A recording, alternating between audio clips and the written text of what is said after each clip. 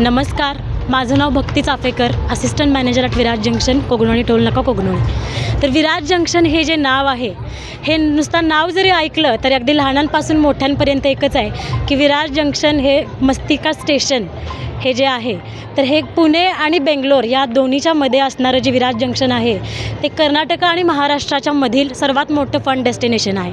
या ठिकाणी अगदी लहान म्हणजे 1 वर्षांच्या मुलांपासून अगदी वयोवृद्धसाठी सुद्धा ॲक्टिव्हिटीज अवेलेबल आहेत. तर त्यामध्ये म्हटलं तर आपलं वॉटर पार्क जे आहे, तर या वॉटर पार्कचं जे वैशिष्ट्य आहे ते म्हणजे या ठिकाणी असणारे 24 तास चालणारे फिल्ट्रेशन सिस्टम, क्लीन आणि हायजीन मेंटेन वॉटर पार्क, त्यामध्ये डिजिटल सिस्टम, लॉकर सिस्टम आहे. त्यानंतर वॉटरची जी क्वालिटी आहे ती अतिशय उत्कृष्टपणे मेंटेन केलेली आहे.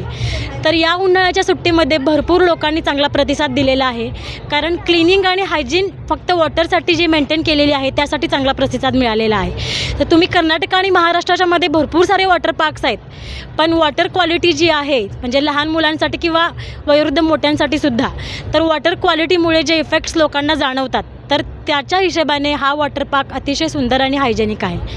त्यानंतर या वॉटर पार्कचं अजून एक वैशिष्ट्य म्हणजे स्विमिंग कॉस्ट्यूमचं कंपल्शन केलेलं आहे.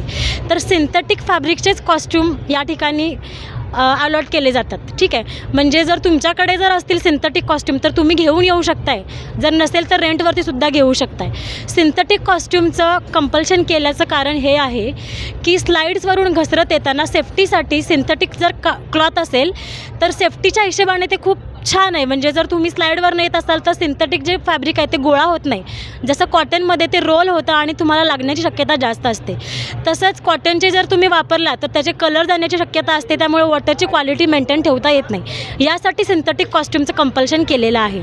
तर या वॉटर पार्कचं टायमिंग 2 सेशनमध्ये चालतं. पहिला स्लॉट आहे सकाळी 10 ते 1:30, दुपारचा स्लॉट आहे 2:30 ते 6.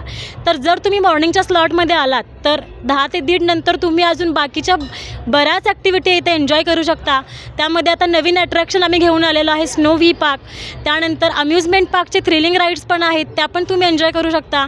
त्यानंतर bowling, go karting, trampoline park, VR section, arcade games, अशा भरपूर साऱ्या गेम्सचा तुम्ही या ठिकाणी आनंद घेऊ शकता.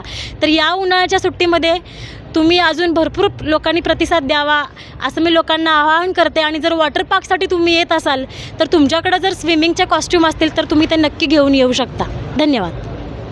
या वॉटर पार्कला येणाऱ्या प्रत्येक ग्राहकाला वॉटर पार्कमध्ये असणाऱ्या प्रत्येक राईड्सचा आस्वाद व्यवस्थित घेता यावा यासाठी लिमिटेड बुकिंग्स ठेवलेले आहेत.